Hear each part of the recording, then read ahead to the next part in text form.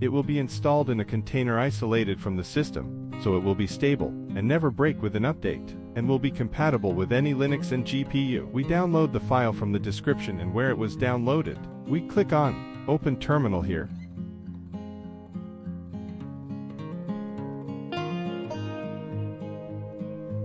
We write shvalsolve.sh and press Enter.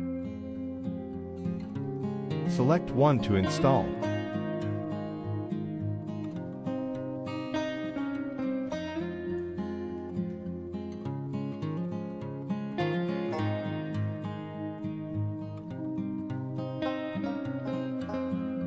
Press Y when asked to continue twice.